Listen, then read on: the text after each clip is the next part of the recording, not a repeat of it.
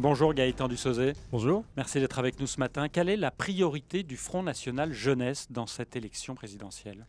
La priorité, c'est celle de l'ensemble des militants et des sympathisants du Front National. C'est évidemment de permettre à Marine Le Pen d'accéder à la présidence de la République, puisque ça fait des années que la jeunesse est sacrifiée au nom du mondialisme, avec un chômage record chez les jeunes, un jeune sur quatre, une pauvreté record, 3 millions de jeunes qui vivent sous le seuil de pauvreté. Mais est-ce que Et donc, le il est évidemment chômage, urgent c'est qu'on le agisse. combat principal du Front National Jeunesse ? C'est Est-ce que l'un- c'est la préoccupation première ? C'est l'un des combats. Notre objectif est tout simplement de faire en sorte que les jeunes puissent vivre dans une France plus sereine et avec un avenir garanti dans lesquels ils peuvent vivre en sécurité avec un emploi, un logement pour pouvoir y fonder une famille.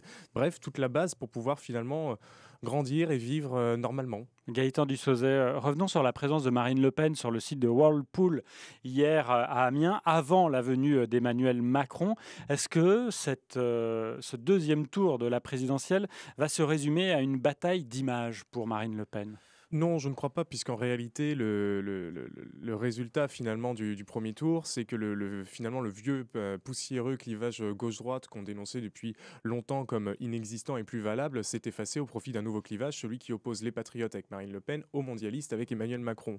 Et finalement, hier, c'était même assez symbolique, puisque figurez-vous, si Marine Le Pen n'était pas allée voir les ouvriers de Whirlpool, finalement, Emmanuel Macron n'y serait jamais allé, puisqu'il avait indiqué dans la matinée que la direction du site l'en aurait empêché, alors que finalement, ce n'était absolument pas le cas. Et c'est en voyant Marine Le Pen était sur le arriver, parking. Oui, lui, il avait demandé à aller dans l'usine. oui, Il non, mais l'avait d'accord. prévu. Il avait annoncé qu'il allait rencontrer l'intersyndicale. C'était la raison de sa présence. Bien sûr, mais Mais en est-ce que vous ignorant les comprenez ouvriers qui pourtant sont ceux qui sont menacés par les délocalisations et les L'intersyndicale, suppressions d'emplois. ce sont évidemment les ouvriers. Mais justement, Marine Le Pen a rencontré les ouvriers. Est-ce que vous comprenez finalement que sa présence quelques minutes sur le parking de l'usine Whirlpool pour faire des selfies puisse choquer ?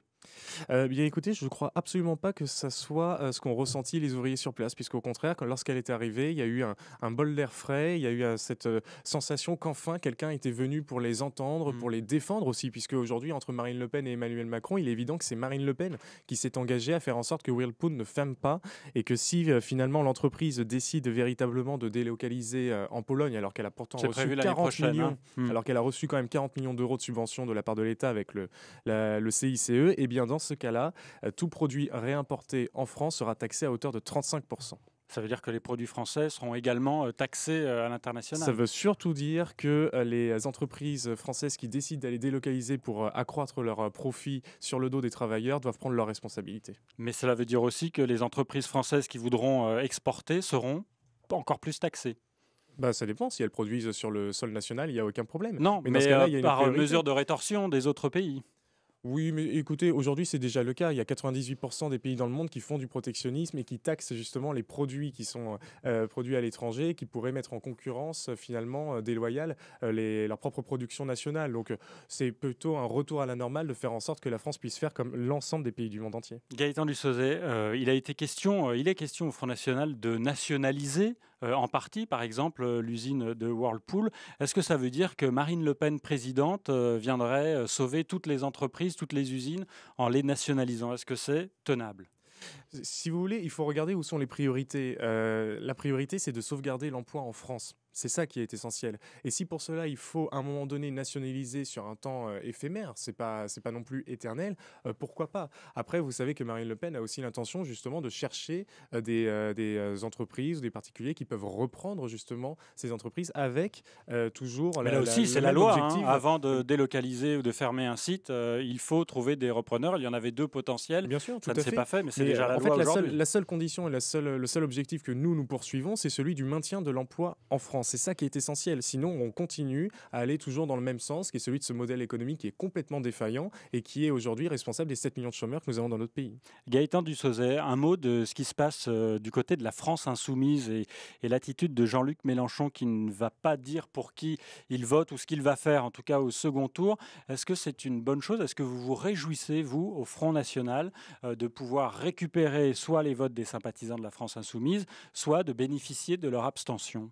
Alors Alors, pour le coup, on peut reconnaître quand même que Jean-Luc Mélenchon est assez cohérent. C'est vrai que il s'est engagé dans le premier tour sur une certaine position, et donc le Bah, fait il de vous ne a toujours pas combattu, il a appeler... toujours Non, dénoncé très mais tout à fait. Et fortement comme Marine nous Le avons Pen. des désaccords profonds avec Jean-Luc Mélenchon sur un certain nombre de sujets, je pense en particulier à l'immigration, mais bon, néanmoins, il tient cet engagement de ne pas aller s'engager contre Marine Le Pen à tout prix, en permettant ainsi l'élection d'Emmanuel Macron, ce qui est assez remarquable. J'apporterai toutefois une petite nuance plus à l'attention de Jean-Luc Mélenchon qu'à ses électeurs qui, eux, moi je suis souvent en contact avec de nombreux électeurs de Jean-Luc Mélenchon du premier tour, qui me disent qu'en effet, eux, ils veulent faire barrage non pas à Marine Le Pen, mais à Emmanuel Macron. Mais Jean-Luc Mélenchon, petite nuance, j'ai vu qu'il voulait lancer une consultation donc sur Internet par rapport à ses premiers et fidèles soutiens. Et malheureusement, dans les options qui sont proposées à ses soutiens, les options de second tour, il a directement, dès l'énoncé, viré l'hypothèse d'un vote Marine Le Pen. Donc je crois qu'il serait peut-être gêné de voir qu'une majorité de ses troupes pourrait voter pour Marine Le Pen. Merci Gaëtan Dussauzet d'être venu ce matin sur Merci à vous. France Bleu. Je rappelle que vous êtes président du Front National Jeunesse. L'interview est à retrouver en vidéo sur francebleu.fr. Très bonne journée à vous.